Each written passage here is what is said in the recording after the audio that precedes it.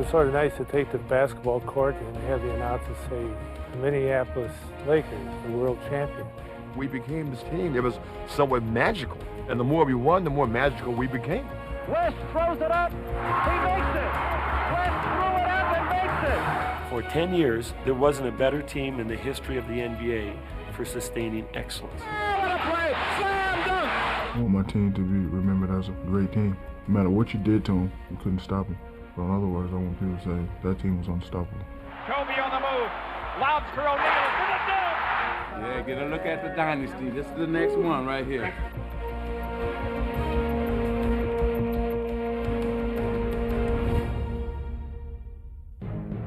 In the early days of the NBA, the Minneapolis Lakers' George Mikan faced his younger brother Eddie, the center for the Chicago Stags. With friends and family looking on, George showed no brotherly love to Eddie, scoring on him at will and breaking his nose in the process. After the game, we all went out and sat down and talking, and George's mother, she said, Georgie, why you beat up on your brother Eddie? He says, Mama, if you'd have been out there playing, I'd have beat up on you too. In many ways, the NBA owes its existence to this fierce competitor.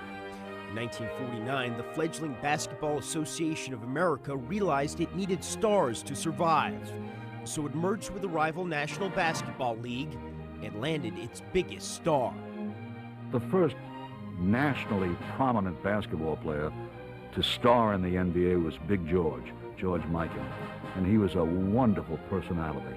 6 feet 10 inches tall, big broad-shouldered man. He'd plant himself down low, and he was big and strong, and he turned into you with his elbows and knock you out of the way. You couldn't play him, he was so strong. And he always went to one spot, and he always shot with his right hand. So I said, I'm going to get to the spot ahead of him. I'm going to overplay him on the right side. I'll box him out. I did those things when we played him, and I held him to 42 points. Mikan wasn't only the league's best player, he was the foundation of the NBA's effort to become part of America's sports landscape. Well, Mikan was like a Michael Jordan, a Larry Bird, a Magic Johnson. That's what he meant to the league. He was the biggest draw in the league. He played before capacity crowds almost whenever and wherever he played. And the NBA would go to great lengths to capitalize on Mikan's popularity. One night we were walking toward the Garden to get ready to play against the Knicks. And I looked up at the marquee, and there it says on the marquee, George Mikan versus the Knicks. And I said, oh boy, they shouldn't have done that. So anyhow, we got into the locker room, and the guys were really giving it to me, and there was no one dressing. And I said, all right, what's going on? And they started saying, well, you got the publicity, you're on the marquee, go out there and play them. And so they really razzed me for quite a bit, and finally they decided to come along.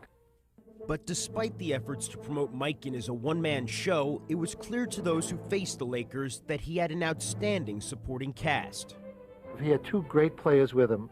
Jim Pollard, who I considered a tremendous basketball player, probably the purest player of that era, and a guy named Vern Mickelson. Those three guys were probably three of the greatest big men in the history of the game. The Lakers' big three of Michelson, Pollard, and Mikan score 73 points as George brings up 2 more. And with the fiery Slater Martin controlling the backcourt, the Lakers had quickly emerged as the team to beat in the NBA. In 1950, Mikan dominated the league while leading Minneapolis to the NBA Finals against the Syracuse Nationals. A 40-foot buzzer beater in Game 1 gave the Lakers command of the series, and they would go on to win the first NBA championship. These are the Minneapolis Lakers, champion basketeers. It was sort of nice to take the basketball court and have the announcers say, the Minneapolis Lakers, the world champions. And that's quite an accolade, and we try to live up to it. And live up to it the Lakers did. With Mikan leading the way, Minneapolis would win 3 consecutive NBA championships between 1952 and 54. By the time their run was through, they had captured 5 titles in 6 years, becoming the NBA's original dynasty.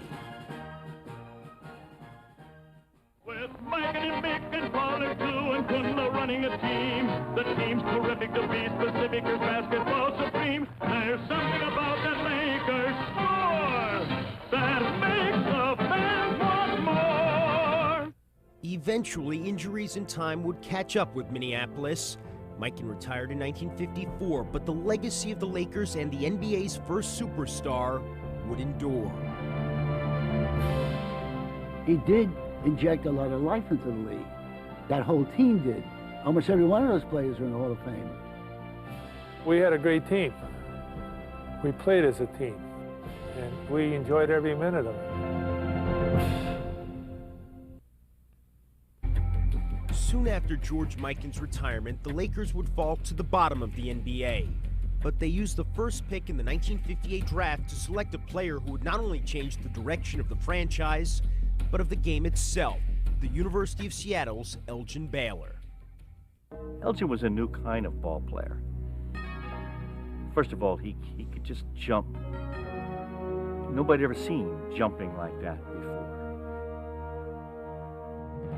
Up and over the greatest defensive player in the game, Bill Russell, a dunk shot.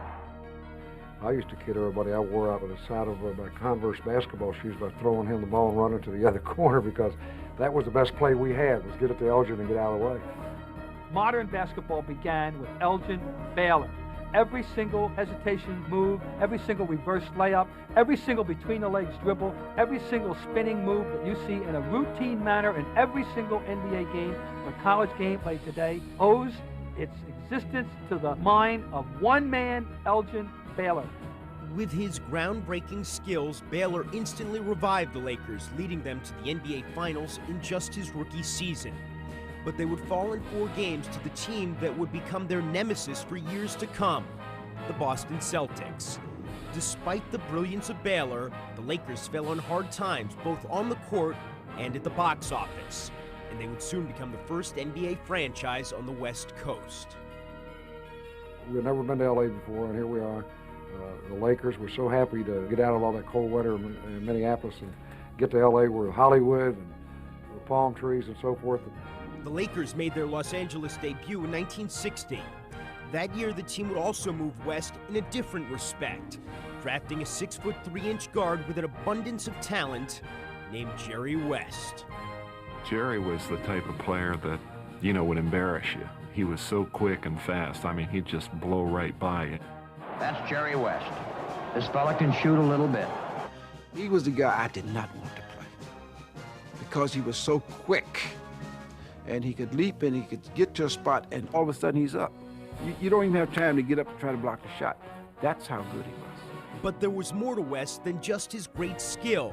He was a fierce competitor who was at his best in the game's deciding moments. A very special person going to the wire. We always went to Jerry West. The last shot of the game, he's going to make it. And his nickname was Mr. Clutch. By West's second season, he and Baylor had become one of the league's most lethal duos, combining for nearly 70 points a game. Their entertaining style helped make the Lakers a hit in Tinseltown. And Los Angeles rolled into the 1962 NBA Finals, where they'd face the league's newest dynasty, Red Auerbach's 3-time defending champion Boston Celtics, led by superstars Bob Cousy and Bill Russell. We knew we were playing the best team, the better team. But we always felt that we could win. The series would be a showcase for the Lakers' young stars. With the score tied and time running out in Game 3, the first finals game ever played in LA, West would show signs of a legend in the making. The ball is out to Sam Jones, veteran Boston guard. Watch West. He taps it away, tries to beat the clock, beats Cousy, beats the clock. The Lakers win it.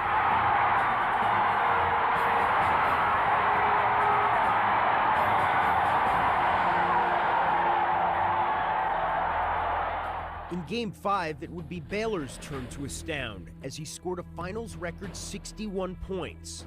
The series came down to a 7th game at Boston Garden, a moment that seemed scripted for Mr. Clutch. Here we are in the 7th game at Boston. 5 seconds left in the game. Timeout, score's tied at 100. We took the ball out at midcourt. I ran up and got the ball at the top of the key. So naturally, my first option, I looked at Jerry West. And unfortunately, he wasn't open. So my second option now is Frank Selvey. He's wide open. He got the ball squared away for the jump shot to make us the world champions. I'll watch this final play. It'll be Sylvie again. A big moment. And it looked good to me. And I said, my gosh, this ball is going in. He does not make it. Russell the rebound, and this ball game goes into overtime. It hit the rim and kicked up in the air. The game ended, and we go to overtime. And Boston won 110 to 107. Auerbach is lighting up the cigar. And the buzzer goes off. It's all over. The Boston Celtics are once again the world champions. By the way, I still call Frank all the time, long distance. He lives in South Carolina. When he says hello, I say, nice shot, Frank, and hang up on him. I won't let him forget it. Sometimes good things don't happen to players who compete at a very high level, who play at a very high level. But I've always thought maybe if Frank had made that shot, maybe the course of history would have changed a little bit. For West and Baylor, who had their whole careers ahead of them, the '62 finals could have been a stepping stone to a run of titles and a potential dynasty. Instead, it only foreshadowed the disappointment that would follow. Time ticking away, and the ball game is over. 4 times in the next 6 years, LA would advance to the NBA Finals. And each time, the individual talents of the Lakers would be eclipsed by the team play of the Celtics. West all alone. Look at Russell come down. And what a play by Russell! They had great chemistry. They had great depth. And Bill Russell made them special. We just did not have anyone to negate Bill Russell. It was just simple as that. In 1968, after losing to the Celtics in the finals for a 6th time, the frustrated Lakers and their new owner, Jack Kent Cooke, were determined to get a player who could match Bill Russell in the middle. That player was the game's most dominant force, Wilt Chamberlain. With guys like Jerry West and Elgin Baylor, I feel very, very happy that I'm being traded to a team that I believe may stand a chance to go down the record as one of the best teams in basketball ever. The Lakers' opportunity to finally dethrone the Celtics would come in the 1969 finals, and an LA triumph seemed imminent. Russell, Boston's 35-year-old player-coach, was in his final season, and the team had barely made the playoffs. We all felt that we had the best team, the better team. We had the best record. We beat them during the season. We were the better team. And West, knowing that this could be the Lakers' last and best chance to beat Boston, was playing the finest basketball of his life. Jerry West, he had the best championship of any player that I've ever seen. And he averaged over 40 points a game against the Celtics. He was unstoppable because he wanted to win. Despite the heroics of West, the Celtics were able to extend the series to a 7th game. But for the first time, it would be at the Forum in Los Angeles, where Jack Kent Cooke had planned a special celebration. Jack Kent Cooke was the owner of the Lakers. He put out a sheet in all the seats. When the Lakers win the championship, the USC band would play Happy Days Are Here Again. The balloons in the rafters would fall down, and Chick Hearns would interview Elgin Baylor, Jerry West, and Wilt Chamberlain in that particular order. But the Lakers fell behind early and were in even deeper trouble when Chamberlain left the game in the 4th quarter with an injured knee. He pleaded to re-enter the game, but Laker coach Butch Van Bradekoff, who had feuded with Wilt all season, ignored his big man's pleas. Van Bradekoff refused to put him back into the game, and Jack Kent Cooke came down and told Van Bradekoff to do it, and Van Bradekoff turned around to the owner and expressed a very simple epithet to get out of there. I mean, it was madness. Even with Wilt on the bench, LA fought back and pulled to within a point. With time running out, Boston's Don Nelson launched a shot that bounced high off the rim, just as Frank Selby's had 7 years earlier. Erickson taps the ball to Nelson, whose shot bounces straight up and then straight through. Don Nelson made a shot that I've never seen in all the years of basketball except that one time. I mean, it was absolutely extraordinary. And the Celtics, they have done it again. A spectacular finish. Jerry West was named the Finals MVP after averaging more than 40 points a game, the only time a player on the losing team had won the award. But Russell and the Celtics walked off with yet another championship trophy. The Lakers were left to ponder their 7th finals defeat in 11 years at the hands of Boston. No way should we have lost to Boston. Just no way. I mean, I still don't know how we lost to Boston. It's a mystery to me. I think that was the toughest loss. I think that affected the players that had been there all the years more than anyone. I can remember the champagne bottles popping in the dressing room next door, and the Celtics celebrating, and Jerry West, after everybody cleared out, was still sitting in his seat with his uniform on. He hadn't taken a shower. Everybody else is gone. He's still just sitting there. How it would eat at him because he's such a winner, but yet the World Championship eluded him all these years. I thought we should have won in 1969. I thought we had the better team. And those are the things that leave the emotional scars. Even to this day, it's like you can almost recall the ghost of the past. It doesn't feel very good. The following season would bring more late-game heroics from West in the finals. 2 seconds, 1 second. West throws it up. He makes it. West threw it up and makes it. But in the end, the Lakers' anguish would continue as they would once again lose in the 7th game, this time to the New York Knicks. When they were ushered out of the 1971 playoffs by Kareem Abdul-Jabbar's Milwaukee Bucks, it seemed the likely end of the championship dream for this group of Lakers. Chamberlain and West were both in the twilight of their careers, and Elgin Baylor would retire 8 games into the 1972 season. But the Lakers had made some crucial additions: sharpshooting guard Gail Goodrich, and former Celtic Bill Sharman, their new coach whose presence seemed to spark something in the team's psyche. He made us believe in ourselves. He made me believe in myself that we could do it one more time. And I'm looking at him like, is he crazy? How are we going to win with these guys right here? It was probably one of the few times in my career I really felt that we were a team. Most of the time, our team comprised of Elgin Baylor and myself trying to score 35 or 50 every night. That's not the way to play basketball, and it was like a breakthrough for us. It was just a sense of one person playing the game. Suddenly, everything seemed to click for the Lakers as they won an astonishing 33 straight games, the longest winning streak in the history of professional sports. At last, all of a sudden things are happening our way. I mean, we were getting some of the good turns. We were getting some of the bounce of the ball. And so all of a sudden, we became this team that was somewhat magical. And the more we won, the more magical we became. It was that one opening in the clouds. This just seemed really easy to do. It seemed like we were destined to win. After 8 straight losses in the finals dating to 1959, the 72 Lakers would finally win an NBA championship, defeating New York in 5 games. Goodrich passes under to Wilt. He puts it up and slams it. The Lakers had not only ended more than a decade of frustration, they'd established themselves as one of the greatest teams in the history of the NBA.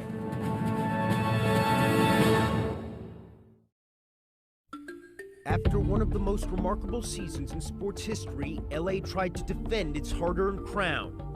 But the Lakers fell to the Knicks in the finals in 5 games. Following the loss, the aging Lakers began to disband. Longtime great Jerry West retired, as did Wilt Chamberlain. But in 1975, a new big man arrived, the best in the game. Kareem Abdul-Jabbar, acquired in a trade with Milwaukee, possessed the game's most devastating weapon, the skyhook. But Abdul-Jabbar couldn't carry the Lakers by himself, and the team would finish the decade without reaching another NBA Finals. Heading into the 1980 season, they were a team in need of new life, and they would find it with the first pick in the NBA draft. The Los Angeles Lakers select Irvin Magic Johnson, Michigan State, 6'8", 200 pounds. Magic was nothing short of a revelation, a 6'8" point guard who had led Michigan State to the national championship. His arrival was met by the Lakers and the NBA with great anticipation.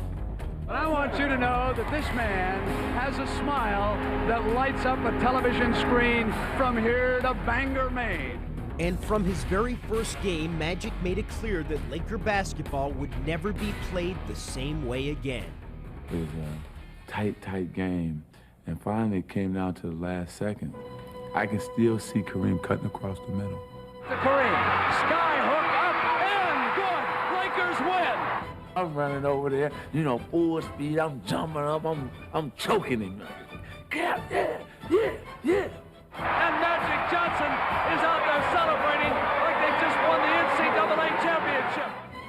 He turns, so serious. He said, "Bob, we got 81 more games. Quit choking me." But it was one point I think that they really realized about me was that I was going to be doing that for 81 more games. Magic's enthusiasm was contagious, and he helped spark Kareem to an MVP season. The Lakers would ride their new tandem all the way to the NBA Finals, where they would face Dr. J and the Philadelphia 76ers. After splitting the first 4 games, the Lakers' fortune seemed to turn in the pivotal 5th game. Kareem turns underneath, puts it up and scores on a finger roll. 5, but Kareem's hurt. Kareem turned an ankle. But the Lakers captain would return, leading Los Angeles to a stirring victory and a 3-2 series lead. His injury, however, would prevent him from making the trip to Philadelphia for Game 6. So we get on a plane to go to Philly. And I'm like the last one on. So, you know, we all got our favorite seats. And Kareem's seat was vacant. So I said, never fear, guys. Magic is here. A young man by the name of Magic Johnson is going to start at center. Magic's confidence lifted his team's spirits, and he backed up his words with one of the most electrifying games in NBA playoff history. Magic, one has to work. So beautiful pass by the rookie. Johnson played all 5 positions on the floor, and he would finish with 42 points, 15 rebounds, and 7 assists, leading the Lakers to their first NBA championship since 1972. And the most valuable player is Magic Johnson. He starts at center, plays forward and guard. This is your first year and you're here. How many more of these would you like to get under your belt? About 20. But in 1981, the Lakers faced internal conflict. Were they a running team led by Johnson or a traditional half-court team anchored by Abdul-Jabbar? The end result was a first-round playoff loss to the Houston Rockets. And 11 games into the following season, LA would fire head coach Paul Westhead, replacing him with one of his assistants, former Laker reserve Pat Riley. When Riley took over, he realized that while Kareem may have been the Lakers' best player, the team would be defined by Magic Johnson. He had an incredible passion to play basketball. His style of play, his personality was the identity of what that team was going to be about. Magic is straight down the middle, still going, still going. Oh! Highlight film! The Lakers attacked their opponents in waves, bringing a new excitement to the league. We didn't care who we were playing. We didn't care how many points we were down. Our whole goal was to run you into the ground. Nixon in the front court, 3-on-3. Left side to Magic. Magic all the way. Spin it up and in. With Magic at the controls, the Lakers' fast break style became known as Showtime. Now, Showtime was coming down on the fast break, looking left, and throwing right. Showtime. Woo! How did he sing? Jones wanted it, but Magic wants it more. Dribble behind the back. Oh, what a play! Slam dunk! But the success of Showtime was much more than Magic Johnson. Over the years, the Lakers would be loaded with players who fit perfectly into their fast break system. Michael Cooper, Norm Nixon, and Jamal Wilkes.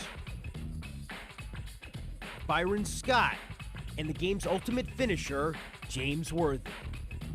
Oh, man. When he put it in one hand, Statue of Liberty, bam. Oh, it's over. It's over. Here come the Lakers. Pass down the middle of Worthy, slam dunk. And when all else failed, the Lakers could always count on Kareem. Showtime was that beautiful sky hook. That's the most beautiful shot that I've ever seen in basketball. The Lakers' flamboyant style was perfectly suited for Los Angeles, and the Forum became more than a place to see a basketball game. It became a Hollywood scene. I wouldn't do an hour series in those days because I said I'm not going to miss those games. I don't care what team it was they were playing. There was always a magic happening out on that floor. Magic! The crowd will be talking about that for a week. You're sitting there, and then all of a sudden you're up out of your seat. And you don't know how you stood up. You didn't know that you were up. Because it captivated you. It put you right here. Magic Johnson leads the attack. Look at that pass. Oh, what a show. Great play. Oh, what a show. With 22-year-old Magic Johnson running the show, the Lakers had become an NBA power. And in 1982, they'd captured their second championship in 3 years. But the Lakers were doing more than just winning. Their exciting style was bringing the league to new heights of popularity. They weren't doing it alone, however. On the East Coast, Larry Bird was doing for the Celtics what Magic had done for the Lakers. Look out, Bird's in the crowd trying to get a loose ball back, and by golly, he does it. Bird, who had lost to Magic in the 1979 NCAA Finals, had brought his Celtics to a championship in 1981. And like Magic, he played with passion and unselfishness. That one of them was the urban black kid from Michigan, and the other one was the manure-kicking country boy from Indiana, and one of them with the Lakers, and one of them with the Celtics. I mean, that was perfect. That's central casting. In Magic and Bird, the NBA now had a rivalry to match any in sports. And the Lakers and Celtics took on the personalities of their leading men. The Lakers were about showtime, and the Celtics were about work ethic, and that thing just sort of built to a frenzy. The blue-collar Celtics, the kind of white-collar Lakers. You know, fancy style, old-fashioned, rudimentary style. You couldn't have concocted any better rivalry than this. Making the rivalry even more intense was that the teams had a history together, one that was still boiling over from the 1960s. We just simply developed a rivalry that was born out of some deep-seated feelings of hatred. You know, even though we didn't hate them as individuals, we hated the Celtics, and the Celtics hated the Lakers. In 1984, Boston and Los Angeles would meet in the NBA Finals for the first time in 15 years, and the entire sporting world was watching. Hey, they won the East, we won the West. So it's like everybody just get ready, sit back, and let's enjoy it. These franchises had met 7 previous times in the finals, and all 7 times the Celtics had won. Now the Lakers would have to confront their demons once again. Coming in the Boston Garden and the old building and seeing Red sitting up there, you could just feel the crowd. As the series opened, the Lakers were determined to banish the ghosts of the past. They are running the Celtics off the Boston Garden court. But the Celtics would issue a bold response, and when they imposed their physical style of play on the series, the Lakers began to buckle. Magic takes the ball, and they throw. Magic throws away. 3 seconds. Worst comes to worst, the Celtics will have to foul, and there's a steal by Henderson who lays it up and in. The leprechaun at work here at Boston Garden. Babel things have happened, and this will be one of them. We had opportunities in Game 2 to close them out at Boston Garden. You know, we had opportunities in Game 4 to close them out. We had opportunities to close them out, and we didn't. Instead, it was the Celtics who would finish off the Lakers. Here's Magic off the mark. Lakers had several chances, and here's Larry Bird chucking down the court. The Celtics went on to win the series in 7 hard-fought games, and even in a new era with new players, the Lakers still found themselves unable to break the Boston jinx. The Boston Celtics are the NBA World Champions. Boy, just getting hurt when you know it's not going to be your record. I think the team really felt that we could have or should have won that series against the Celtics. In inability of the Lakers to beat the Celtics in a championship series left a bad taste in our mouth. It breaks your heart. I mean, the game breaks your heart. Absolutely breaks your heart more than anything else in your life could ever break your heart. And that did in 1984. I mean, absolutely, without a doubt, was devastated by that loss. Every day I woke up in the summer, I'm just replaying those games over and over in that series, and it was like a dead man walking. But Riley would use his team's disappointment as motivation for the 1985 season. You know, the Celtics thought that we were sissies, and they used to call us the LA Fakers, not the LA Lakers. And if you're going to tolerate this, then you're never going to beat this team. And we spent the whole year, that year in 1985, just thinking about the thought of getting back to the finals.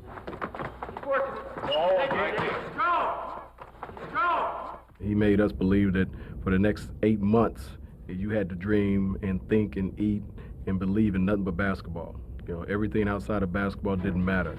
And that's what we believed. I mean, we were that driven to win a championship. The Lakers roared back into the finals, and as fate would have it, they would get an immediate chance for revenge. The Boston Celtics and the Los Angeles Lakers get ready for the World Series of Basketball, the NBA Championship Series. Our team needed the Celtics, wanted the Celtics, had to purge the Celtics from our conscious souls in order to feel sort of complete.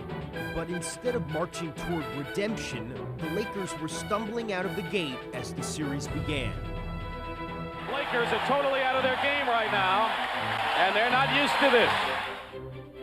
Parrish has beaten the ball up the court every single time. The Celtics would overwhelm the Lakers, handing them a humiliating defeat. No contest, game one. Give it to the Boston Celtics by a wide margin. 38-year-old Kareem Abdul-Jabbar had played the worst playoff game of his career. Many thought he and the Lakers were finished after losing by 34 points. The worst loss in finals history, it was dubbed the Memorial Day Massacre. Pat Riley, he drilled us so bad. He made us watch that game over and over and over again.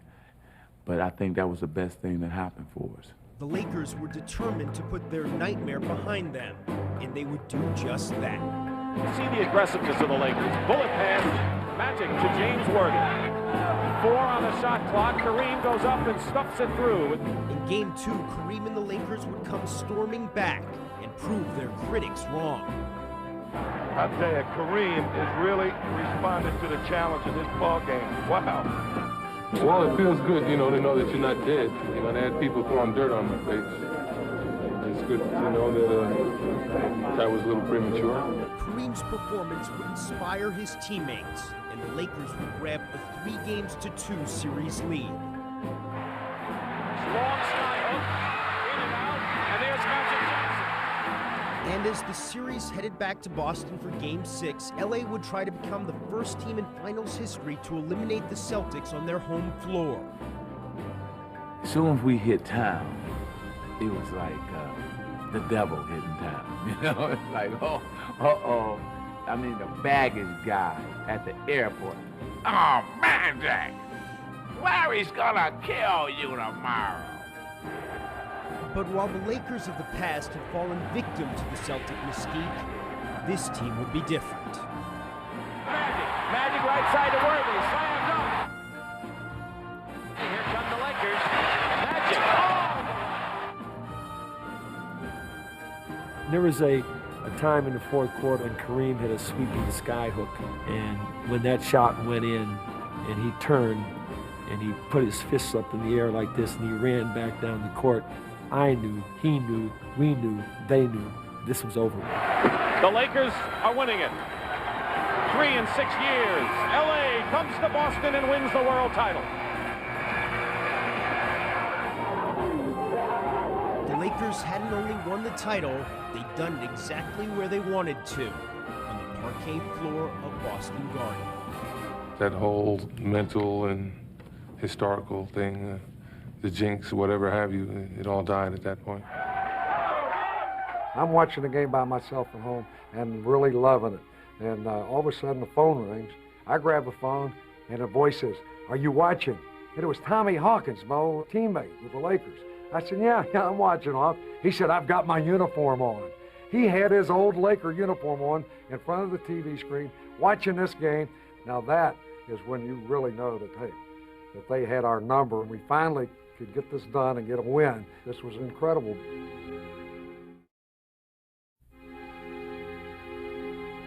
After finally conquering the Celtics and winning their third title in 6 years, the Lakers felt invincible.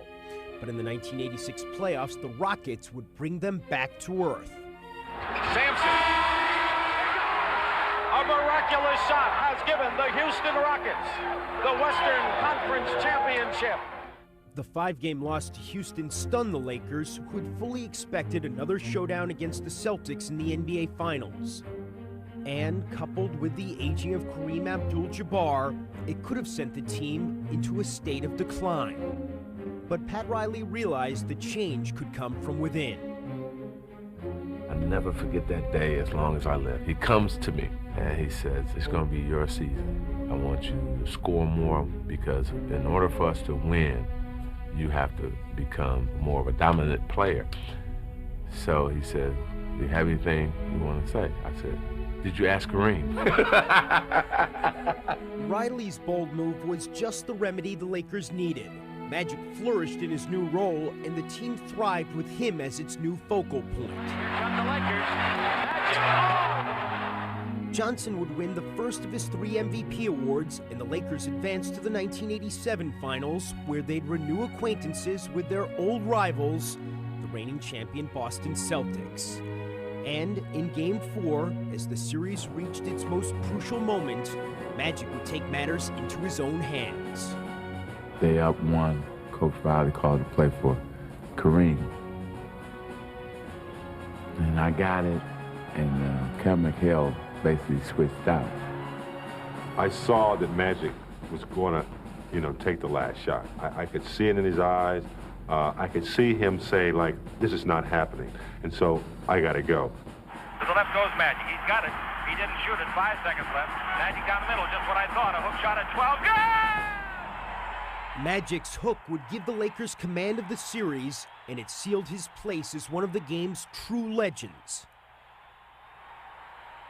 Magic's just a great basketball player. He's the best I've ever seen, Unbelievable. I don't know what to say. The Lakers went on to win their 4th title of the decade, but at the victory parade, Riley made sure their celebration would be short-lived.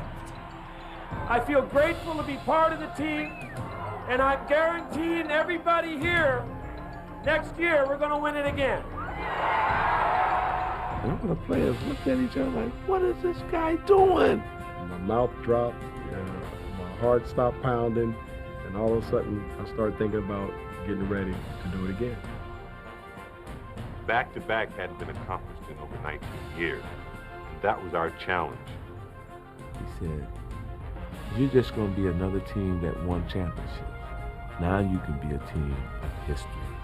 You can have a dynasty. If the Lakers were going to make history, they'd have to earn it. Los Angeles scrapped its way to a 62-win season. The ball rolls free. Magic wants it. Magic's got it. Bounce under! Rambis scores! And on their way to the finals, they'd have to endure 2 grueling 7-game series. But not even that was enough to fully shed the Lakers of their Showtime image. Everybody gave the Celtics credit for being a smart team and being a lunch pail, blue-collar type team, but they never gave us that credit. It was always fancy-free, and we would just outrun you. So we wanted to prove everybody wrong. The 1988 Finals against the Detroit Pistons, one of the toughest teams ever to play in the NBA, would give the Lakers the opportunity they'd been waiting for. A chance not only to define themselves, but their place in NBA history.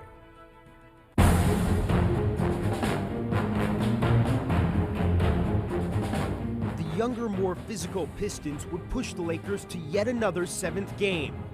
But LA would show resiliency many doubted it had. Underneath the Scott scores!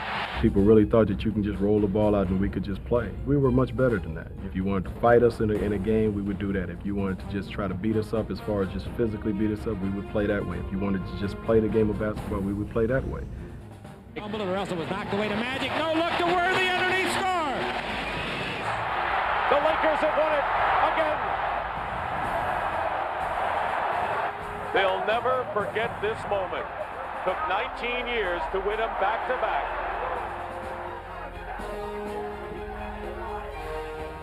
Back-to-back! Yeah! Well, would you like to step up here and guarantee a third straight to start this off, Coach? The Showtime Lakers had left a legacy as the team of the 80s, ending the decade with 8 finals appearances and 5 NBA titles. They'd established themselves as the greatest dynasty since the 60s, and had proven they were a team not only of style, but of substance and of history.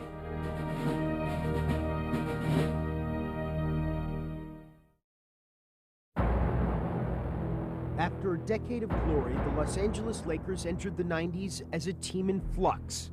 Heading into the 1991 season, Mike Dunleavy took over for coaching legend Pat Riley. And when Magic and the Lakers fell to the title-hungry Michael Jordan in that year's finals, it was clear that the torch of NBA supremacy had been passed. He came up and snatched it. Here, give it here, Magic. It's my turn now. Just 4 months later, the curtain would officially come down on the Showtime era. Because of the HIV virus that I have attained, I will have to retire from the Lakers today. Magic's abrupt exit from the game left the Lakers starless and leaderless. The team would spend the early 90s in a constant state of frustration. And despite a host of new coaches, this once proud franchise realized that something more was needed to recapture its glory.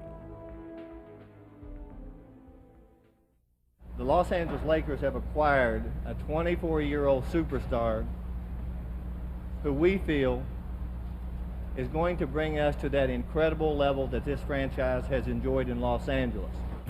In acquiring 7-foot 1-inch Shaquille O'Neal, the Lakers once again possessed the league's biggest star. What a combination of finesse and power! I knew that they had great tradition, great history, and I knew that if I would come, then I would have big shoes to fill. Shaq was joined that same year by the young and supremely talented Kobe Bryant. Fresh out of high school, Kobe brought a new age of showmanship to Los Angeles, where he electrified fans with his dazzling skills. Yet despite their individual brilliance, LA's 2 leading men couldn't carry the Lakers back to the top of the NBA, constantly falling short in the playoffs. Bryant for the tie. Airball again by Kobe Bryant. And the Utah Jazz going to the Western Conference Finals. Before you succeed, you must learn how to fail, and I just hope that I don't have to, fail too many more times. Shaq and the Lakers would suffer 3 consecutive postseason failures, including 2 embarrassing sweeps. So in 1999, LA would look to change the fortunes of the franchise with one bold stroke. Without further ado, the new coach of the Los Angeles Lakers, Phil Jackson.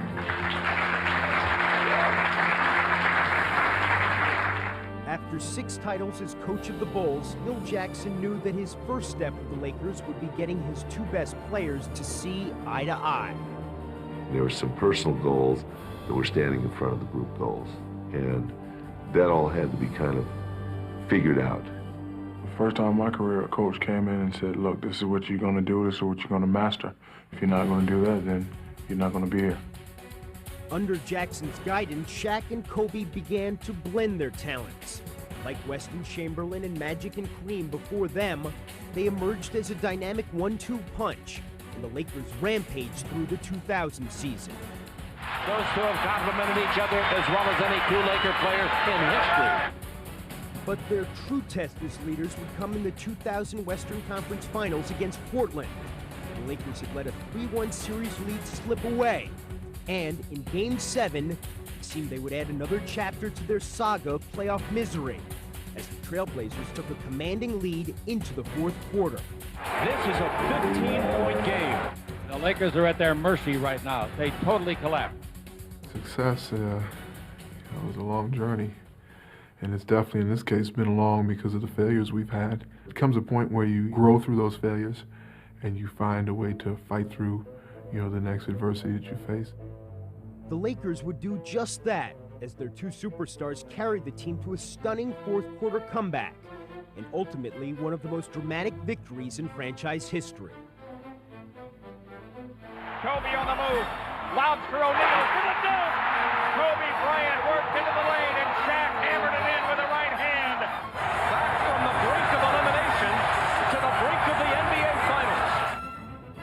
Shaq would continue their spectacular play in the finals. And with LA's victory, the team's championship tradition had been reborn. And the Lakers are the 2000 NBA champions. They're going wild at Staples Center. Yet even after bringing the championship back to Los Angeles, Bryant and O'Neal were far from satisfied. Like Kobe said, the trophy is home and where it belongs, and we're going to get another one next year. Can you take it? In 2001, the Lakers would steamroll through the playoffs, sweeping 3 straight opponents in the West. There's no team in Laker history ever played at a higher level of perfection than this team is doing. And Los Angeles would complete its remarkable run by defeating Philadelphia in the finals, taking its place alongside the greatest NBA teams of all time. You had the best record ever in the history of the NBA playoffs. You should be proud of that. Yeah, get a look at the Dynasty. This is the next one right here. Good evening, welcome everybody to the 2002 NBA Finals. The Lakers go for a three-peat. No Los Angeles or Minneapolis Lakers team ever won the finals in a sweep. Tonight, the Lakers can do just that. Here's Bryant giving it up. O'Neal. A facial served up by Shaquille O'Neal. A three-peat and a sweep for the world champion Los Angeles Lakers. There can only be one champion, and we have a worthy one. The Los Angeles Lakers. They are a team for the ages.